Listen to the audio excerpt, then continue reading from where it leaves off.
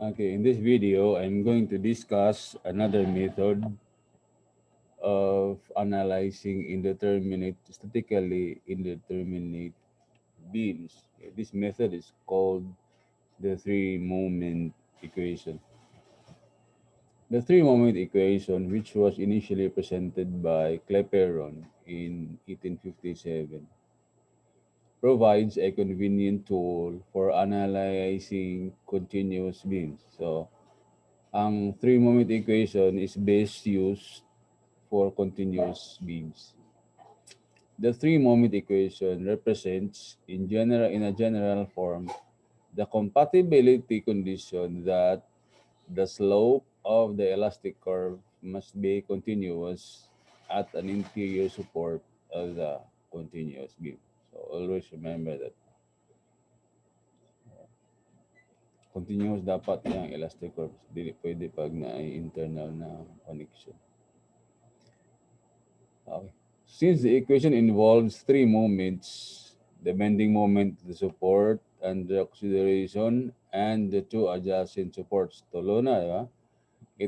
It commonly is referred to as the three-moment equation. So you need 3 points. So when using this method, the bending moments at the interior, bali internal moment, the bending moment at the interior support or any fixed support of the continuous beams are treated as the redundant. So mo ano nimo ba? Interior moment o moment sa fixed nga support. Mo na ang redundant. It's not the vertical reactions. Moment. So the three-moment equation is then applied at the location of each redundant to obtain a set of compatibility equations which can be solved for the unknown redundant moments. Okay. Sige. Consider an arbitrarily loaded continuous beams in which A, B, and C are three consecutive supports as shown in the figure below. Sample na niya. Ah, pwede ko kini 1, 2, 3. Pwede ra po. So, let's consider A, B, and C. So, sa A, B, and C, due to these loads, assuming mo ni ang area sa moment, area. Ana. Kung mo ni mong moment diagram pa, pero pwede lagi na ang pag-draw sa area ni moment area method, yan. Moment diagram by parts, pwede. No? And then we have this one, A1 bar. So ang A1 bar is distance sa centroid sa area to the left na point. Kaya ang left na to ni kay A. No? While ang B2, B bar sub 2, distance sa centroid of area 2 to the right point. So, wala siya distance referred sa center na point or middle na point. So, A is A bar sub 1, distance sa area 1 to the left point, and then B bar sub 2, distance sa centroid of area 2 to the right support.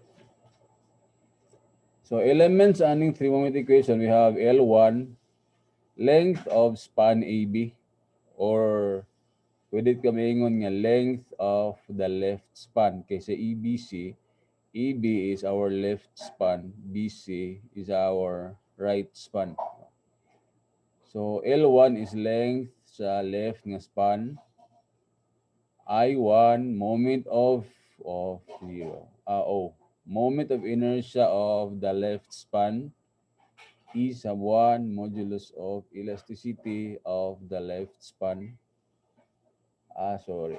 L2 typo error again. L sub 2, length of span BC or right span. I sub 2, moment of inertia. Too many errors. Moment of inertia of the right span, and then E sub 2, modulus of elasticity of the right span.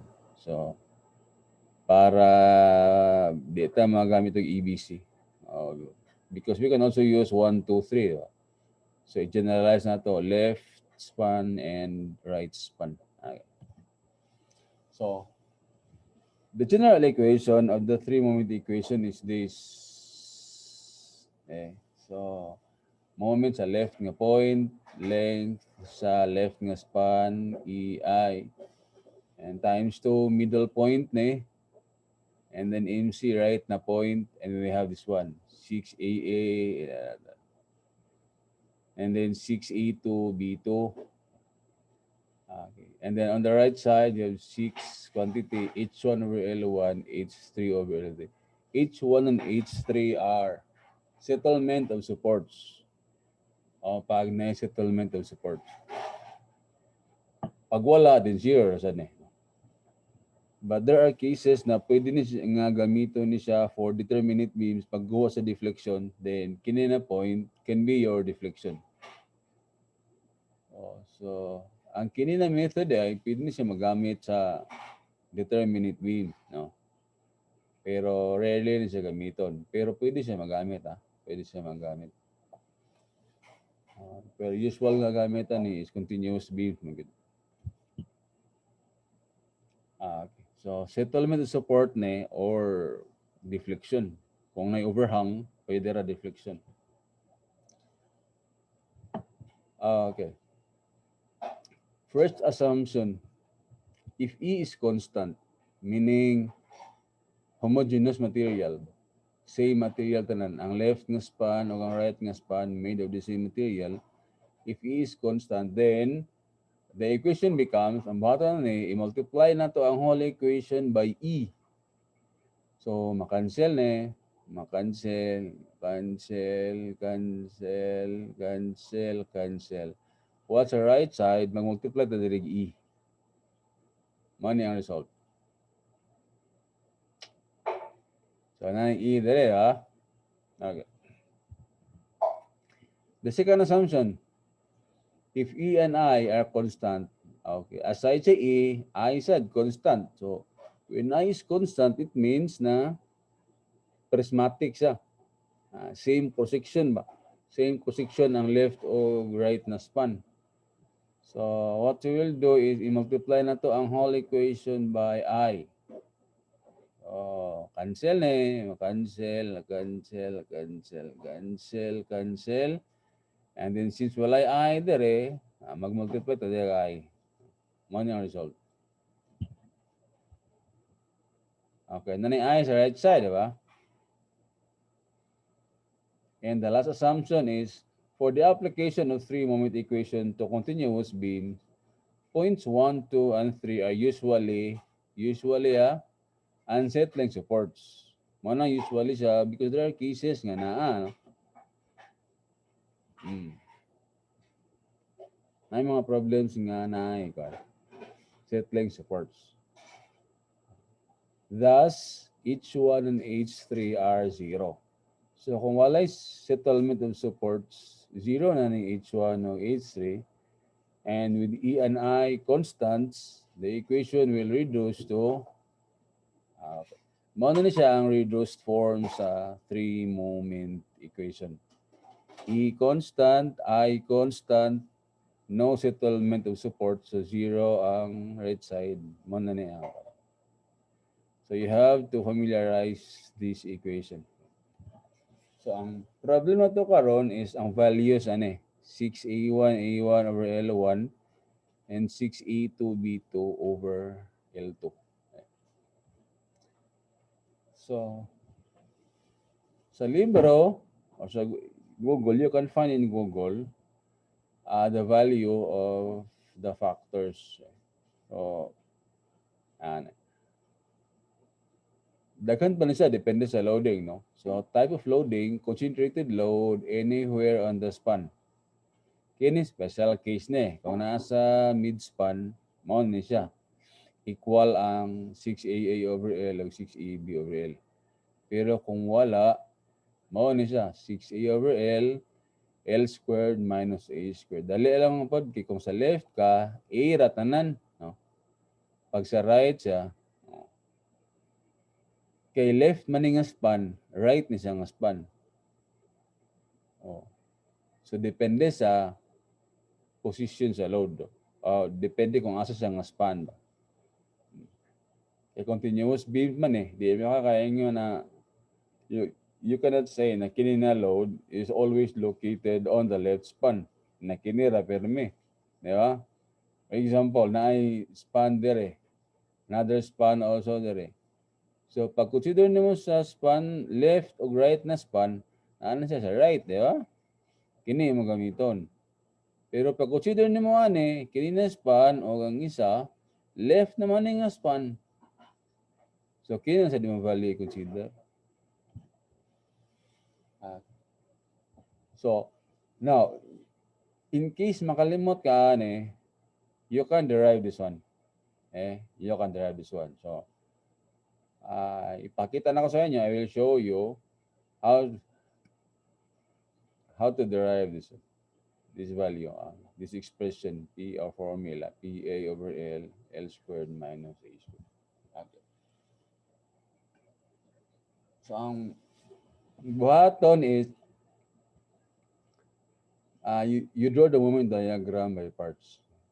So solve for the reaction, summation of moment dire, makuha ninyo R1, R2, pag moment sa 1, P times A, na kay R2 na PA over L.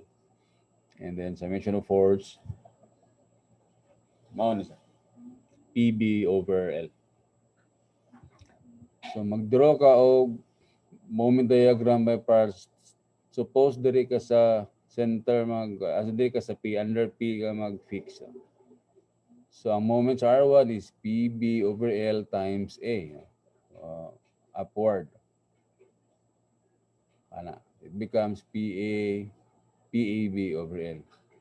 Sa R2 sa dire upward, PA over L times B, same lang, no? PAB over L ang yapon. Okay. So this is our moment diagram by parts. So pag mag 6AA over L ka, ang A do is distance sa centroid to the left point. So bali sa 1, diba? Nya pag mag 6AB ka, distance sa centroid sa right na point, there is a 2. So there to ha. Ano isa? 6A1 A1 over L1. So 6 ang ato L1 is simply L na area times centroidal distance nito. So there 1/2 of A times PA over L. Distance of centroid 2.1. 2/3, di ba? 2/3 sa A, man siya. Plus 1/2 of B times PAB over L. Nada rin centroid. It's 1/3 sa B plus A. Man siya. A plus 1/3 of B. After this, simplify na lang na yan. Cancel kang 2. Kana. And then, i-multiply nimo PAB over L times A. So, ma-cube na niya 3 day on denominator. You have this. 1/3 niya PA cube B over L. 1/2 B, combine the AB squared. And then, get the LCD 3A plus B. Next is common man ng L, di ba? Common ng L. So, gi-factor out. So, mahimo na sa L squared. So, mawala na ng L. While dire, common ang P, common ang isa ka A, o isa ka B. So, i-factor out na to ang PAB. So, ang bilin dire is, mawala man ang PAB, A squared na lang bilin. Ano siya?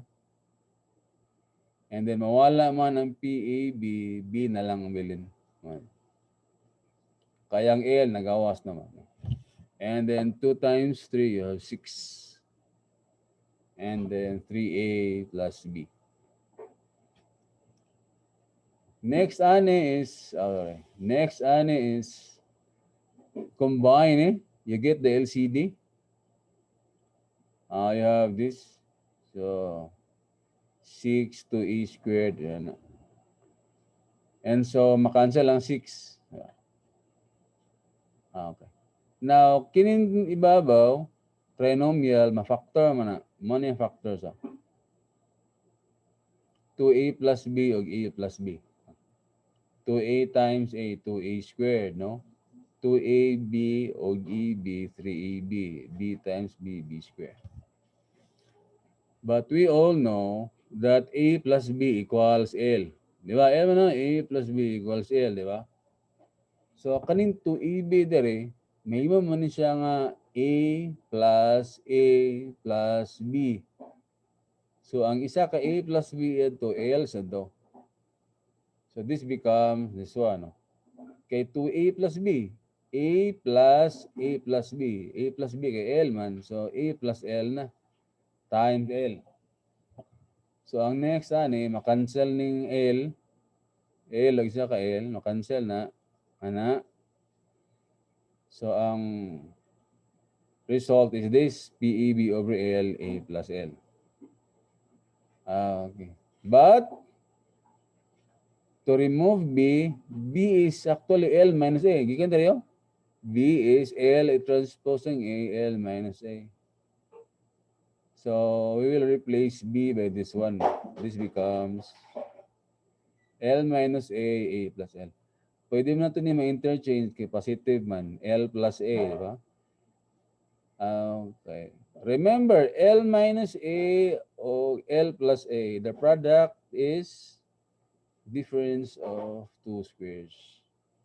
So, final value is PA over L squared minus A squared. Mao ni siya ang derivation. Diba? That is why it's better to memorize than to derive. Muna na. Okay. For 6EB over L, same lang. Now, ang instead na kini 2/3 A, dire ma, no? Dire po ko ani mo distance. Bali, 1/3 sa A plus B, sad ka. And then dire, nga A plus 1/3, kini mga sentro, di ba? B over 3 plus A, then sad ka nga distance 2/3 of B. So, mo ni siya. 2/3 of B. And then, same ra gyapon dire. Cancel, factor out, simplify. Yan. And mo na ang what? Yan eh. Siya nga dire. No? Factor and then substitute. One yung result. Okay.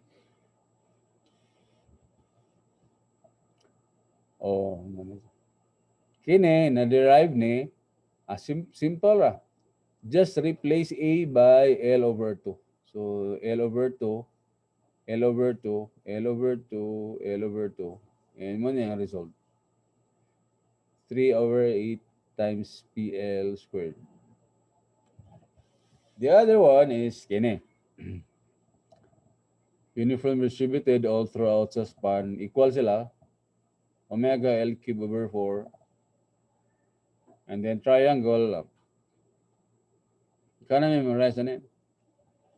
They only differ sa 7 and 8. So, kaya may cases nga ang mas bigger nga load na sa left. So, ang imo depende sa imo mnemonic. Ako, kung atong gamay, 8. Kung atong dako, 7 mo ko. Ana. So, kung ang bigger nga load na adre left, gana siya. 7, gini siya. 8 ni dire sa 0. Common siya, common. So, if there are cases nga ang triangle is wala gid dili sa whole span or uniform load na at a certain distance lang, putol siya, then ang solusyon na is do the same as this, katong gi-derive nako. Inani ka. I-derive nimo. Kaya wala may common, wala mo to say ready ng formula to. So, draw the moment diagram by parts and then this one, solving. Malang ang buhato nimo. Malang ang problema sa 3-moment equation pag dili common ang loading nga i-derive pag nimo. Mo na ang problema kay makonsume siya oras. Pero kung common ang loading such as this, okay ra ni siya nga method. Mas dali ra ni siya. Okay, so let us solve some problems. The first one is this. Determine the reactions and draw the shear. After determining the reactions, draw the shear and bending moment diagrams for the beam shown by using the three moment equation. So RA, RB, and RC. For this problem, for demonstration purposes, dili ka magsugod, di ba? Equilibrium equation, similar sa other methods. Summation of force sa Y. This is very simple, di ba? Basic ra na siya kaya. And then summation of moment, either sa A or sa C. Extreme point gamit ha. Refrain from using the middle point kay ma-confuse ka sa direction. Now, for three-moment equation, the usual practice is after na niya. Because ang objective to dire is finding the interior moment. Ang moment sa A, 0. Ang moment sa C, 0 also. So our objective here is to find the interior moment of B. Kana siya. So kini useless naman eh. That is why when you use three-moment equation, ulahin na niya. Last na niya nga part. After na naman makuha ang kwan, o di na naman siya magamit. Di na siya magamit. Kaya lahi na ang method sa pagkuha sa reactions. But for other methods, kini man gamiton, di ba? But for three-moment equation, sometimes kining equations are no longer needed. So, makita rin nyo later nga nung dili ni siya kinahanglan. Okay, so mo ni ato ang three-moment equation since dili constant ang I, 2I sa AB, I sa BC, then we will use this equation nga na I, di ba? Pero ang right side, 0, gapon kayo, 0 settlement man ng supports. So, sige. MA 0. Kaya basta exterior na hinge or roller support, 0 ang ginamamit na. MC is also 0. Diba? Kine for the left span. And this one for the right span. Sige, let's substitute. Okay. Kining sa left na span, duha ka concentrated load. So, i-add gini mo for this load. Okay. For this load, sa 30, ang iyang A is 8, ang iyang B is 16. Diba? Pero pag 20 na, ang iyang A is 16, ang B niya is 8. So, since A man ta, 6A over L man eh. No. 6AA over L, diba? So, it's PA over L, L squared minus A squared. So, P, A din na to is 8, over L, 24. Ang kining 2 dere sa I, kay times 2 man siya. 2I. L squared minus A squared. For the 20 kip na load, ang A niya is 16. Amo na siya. PA over L, L squared minus A squared. So, ang result is this. And then, for 6AB over L, omega L cube over 4 man to. So, omega L cube over 4. So, 5,000. And then, substitute. So, 0, 2MB. L1 is 24. Ang yang I is 2 lang. Pwede ka mag-2I, makanswer na mangyapon. So, time 2 rin dito. And then, L2, length sa right na span, 20. 1 rin siya. Then 0, this one is equal to 14,080 over 3. And then 6EB is 5,000. So i-transpose yung duha, i-divide nimo ni, the result is this. Diba? 2412 no? Plus 2032 times 264. So i-add nimo, transpose negative divided by 64 man is ang result. Negative 151.458. So bale, pag negative nga moment, ang direksyon niya is hinani man. Di ba? Let's review. Let's recall, sa beam analysis, sa shear and moment diagram, or sa beam analysis in general, pag mag-cut ka og section, nya left side imong i-analyze, di ba, counterclockwise? Tapos pag right side i-analyze, clockwise. So ang direction for positive moment is counter sa left, clockwise sa right. Pero pag negative moment, opposite siya. Clockwise, nya counter dire. Mao man siya, di ba? Mao na ang direction for negative na moment. Ang positive kay counter, tapos clockwise sa right. So, mao na ni ang interior moment sa B. I-check nato ni ma-check nato ni inig-draw nato sa moment diagram, makita nato nga ang moment at B is 151.458. Pag dili gani, wrong ta. Wrong ang analysis. So dapat ma-prove ni siya that at point B, ang moment niya is 151.458 negative. Okay. So after this, pwede na tayo solve sa centroid rather, reactions. Pero, dili na ito gamiton itong equilibrium equations. Lahi nga style. I-cut ni na ito. And then, natin duha ka simply supported beam EB and BC. Yan na niyo. Kana. I-cut na to ang B. And then, i-apply na to ang moment na yun.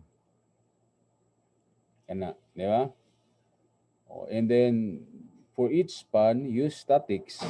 Summation of moment sa A, makuha ninyo RA, no? And then, kini, RB1 lang. Kaya na pa man dire. RB2, and then, RC. So, use statics. Pagkuha sa reaction, sa pag moment sa A, masolve ni mo RB1. Sa pag force vertical, solve ni mo RA. Same also sa right. So, yun na niya.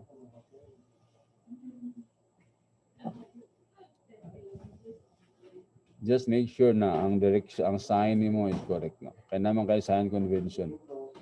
Counterclockwise, positive. So, with respect sa point A, ang moment sa 30 is clockwise, so negative. 20 clockwise, also negative. 151 clockwise, negative. RB1 counterclockwise, positive. RB1, 24. 20 times 16, 30 times 8 na 151. Naka-RB1 na 29.644. And then summation of 4 sa Y, naka-RA. And then sa right nga span, same procedure. Sa kang moment sa C, makuha naman yung RB2. And then just be careful lang yung sa sign. No? Kaya one mistake sa sign, affected na tanan values na yan. Okay, summation of 4 sa Y, and you have this. RC. Okay? Okay, so after this, pwede na ka mo-draw sa shear and moment diagrams. So, kini na yun RB1 o RB2, i-add din nato para sa total reaction sa support B. So, R1, RB, i-add 62, and then C, and then draw the diagrams, upward 20, no load, horizontal, downward 30, so negative, and then no load, and then downward 20, And then no load. Tayo reaction 62. Naka 32. And then 2.5 times 20, 50. 32 minus 50. Yeah, this one. And then reaction.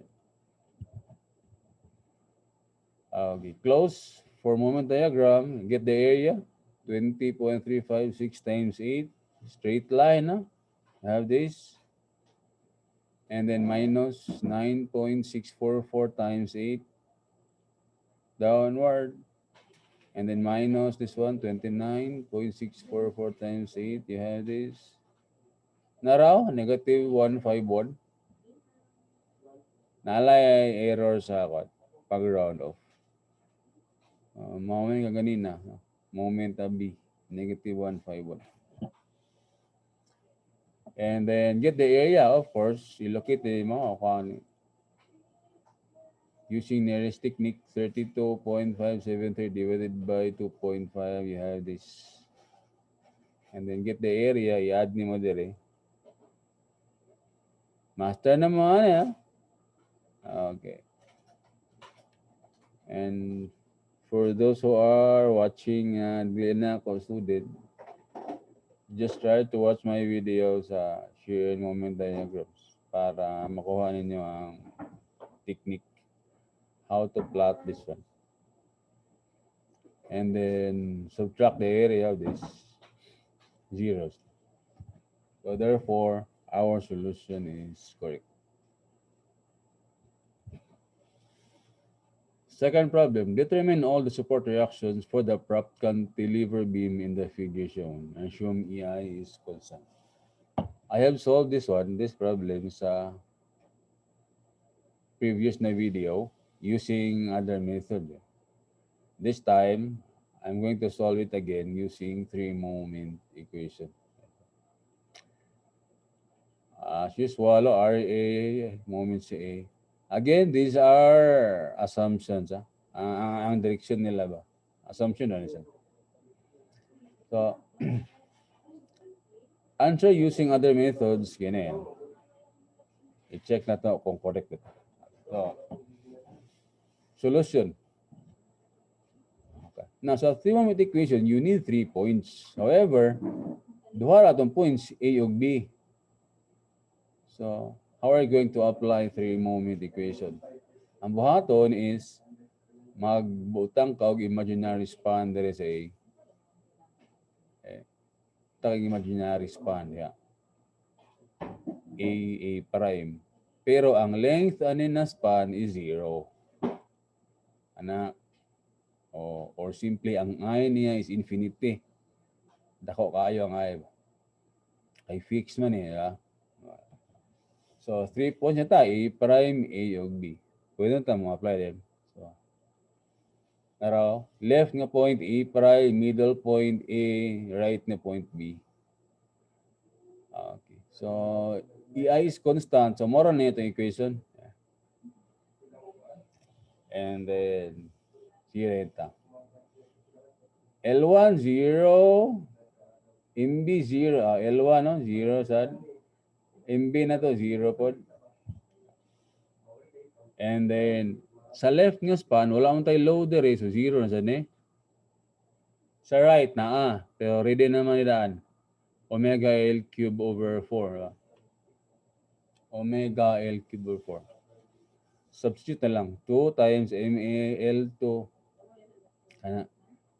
L2 is 12. And na kay MA nga, negative 10,800. Negative sa da. So kung atong i-plot na, pag negative, mo ni ang direksyon. So therefore, for EB, correct niya itong gi-assume. Ba? O kaniyo? Counterclockwise.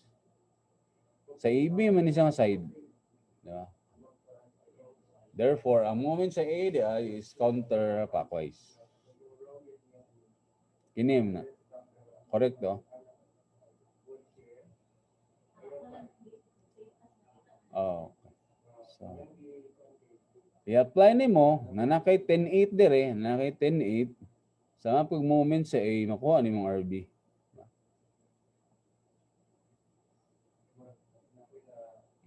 counterclockwise positive, man sa positive, minsan counterclockwise man. Naki RB na 27, tama oh? 27. And then summation of 4 sa Y, naki RA na 4, 5. Diba? So I think mas shorter ang solution sa 3-moment equation compared to other methods like double integration, area moment, a moment area method, consistent deformation method. Mas shorter na siya. Basta common lang ang loading such as this. Kanang nana kay ready na formula sa 6A, A o EB over L ba. Pero pag dili common, it will take time kay derive pa man nimo. Ano? Another problem which I solved using previous methods, discuss, makita ni sa video, previous video na akong i-record. Nasa YouTube. So, RA, RB, and RC, and then answer sa previous other methods mo ne. Okay. So, diretso lang EBC, single application, no? Kay simple support 1A yung C. Mao ni siya? So, MA0 in support, MC0 in support. Ang value sa 6AA yung EB, pareho lang, no? Omega L cube over 4. So, pareho lang sila, equal. And then substitute lang na yun. 2MB, L1 plus L2, 8 plus 8. So, i-add din mo, transpose, i-divide nimo og 16 times 32. Mao na resulta negative 1,440. So, kana yaman siya, negative 1,440. And so, same sa previous na example, ato ni siyang i-cut and analyze EB and BC. Ana, and then RA, RB1, RB2, RC, use statics pagkuha sa reactions. Ana, ano? And again, just make sure na correct in mga directions. Basic na siya. I know na master na mga eh. Same also sa right. Yan. Okay, so final is reactions na kay RA 540.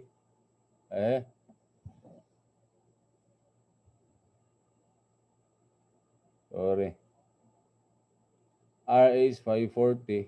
And then RB, i-add ni mo. RB1 or RB2, 18. And then RC, 540. So, kung i-check na to, same lang. Diba? Okay. So, inana lang ang 3-moment equation. So, if you encounter a problem na dili common ang loading, i-derive ni mo. Okay? I-derive ni mo. And, what else? For problems nga na ay overhang, ako siya i-discuss ako. I will make a separate video about it. So how to use 3-moment equation if there is an overhang. So thank you for watching.